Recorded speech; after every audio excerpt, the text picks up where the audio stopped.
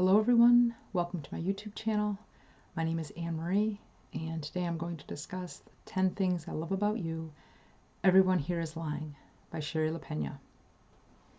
Before we begin, let me remind you that I will not reveal any plot twists, nor will I spoil any surprise endings, so don't worry about that.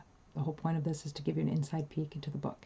If you've already read it, or if my video inspires you to do so, and you feel compelled to add to my list of things to love, feel free to do so in the comments, and I will take a look. So here we go.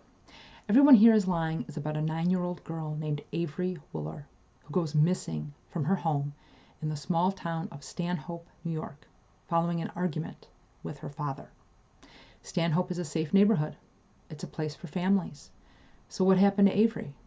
As witnesses come forward with information that may or may not be true, neighbors become increasingly unhinged. And, as the book jacket promises, nothing will prepare you for the truth. The first thing I love about this book is the pacing. Everyone in the story is lying. We know that before we begin chapter 1 because that's the book's title. All the characters are keeping things from everybody else, including the reader, but as the story unfolds, all their dirty little secrets are slowly revealed.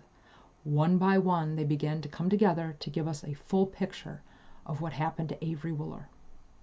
The second thing I love about Everyone Here is Lying is the Wooler family home.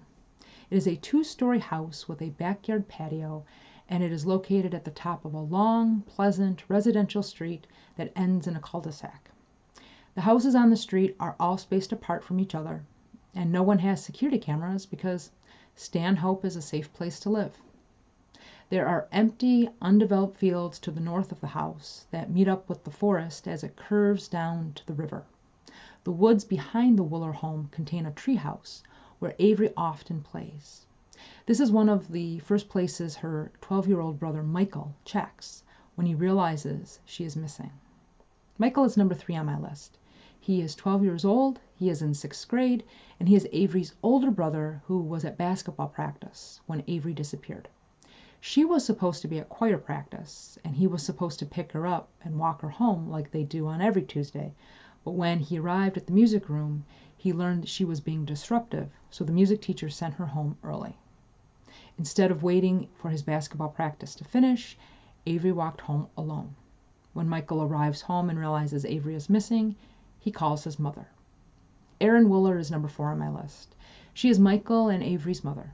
She's also a legal secretary with a local law firm. In chapter 10, we learn that she is a progressive, patient parent. Usually calm and responsible, her daughter's disappearance has her on edge, especially since she is having difficulty eating and sleeping. Erin desperately wants her daughter back, and she'll do anything she feels is necessary to get answers. In chapter 23, after finally getting a tidbit of information to go on, she takes matters into her own hands. The fifth thing I love about Everyone Here is Lying is the anonymous tipster, who first calls in chapter 16 with information regarding Avery's disappearance. Knowing the anonymous tip could be the break detectives need to locate Avery, they follow up on the lead. What they don't understand, however, is why the anonymous tipster waited so long to call with this information.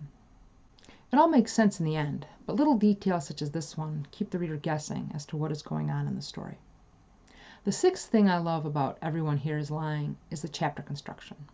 The story is written in the third person, and most of the chapters are divided into subsections that change character perspective several times in the chapter. Instead of one chapter devoted entirely to one character, each chapter shows what multiple characters are doing at the same time. I like this construction because it keeps the action moving without at any point feeling stagnant. Alice Seton and Gwen Winter are number 7 on my list. Both are mothers of young children who live on the same street as the Wooler family, but their experiences of motherhood have been drastically different. Gwen is a single mother with an autistic son. Alice and her husband Pete are raising a son and a daughter. During the course of the investigation, both women, along with their children, are questioned by detectives regarding Avery's disappearance. Of course, as neighbors, they may or may not have important information to share. The eighth thing I love about Everyone Here is Lying is the overwhelming paranoia that starts creeping up on these characters when all their lies finally get the better of them. Because they're all manipulating each other, they need to be careful about what they disclose, which makes them bottle up their emotions. When the paranoia finally reaches its boiling point, they all start turning on each other and pointing the finger of blame at one another. It becomes almost tragically comical, the theories they come up with to blame each other for what happened. You know the saying, it takes a village to raise a child? Well, this is more like it takes a village to make a child disappear. Toss in the fact that everyone is lying about what they know, and you can imagine the frustration the detectives are feeling as they sort through this mess. Which brings me to the detectives who are working around the clock to find Avery Wooler. They are number 9 on my list, Detective Bledsoe and Detective Gully. I especially like Detective Gully. Although she is intuitive, she is careful not to make any assumptions. She's thorough and observant, and at the end of Chapter 4, she notices something important for their timeline of Avery's disappearance. In Chapter 10, we learn that she is careful not to develop tunnel vision during the case. They need to consider all possibilities before zeroing in on one suspect. Though sleep-deprived, Detective Gully works around the clock, thinking of anything they may have overlooked.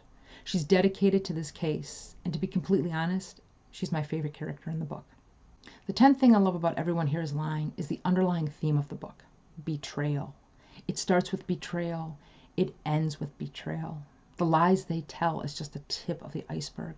These characters think nothing of stabbing each other in the back and betraying each other over and over again. But then again, this is a domestic thriller, and what's a domestic thriller without a cast of deceitful, dishonest, manipulative characters? One thing is for sure, Shari Lapena certainly knows how to write them. If you've read the book and would like to add to my list of things to love, please do so in the comments. Until next time, take care, be well, and happy reading.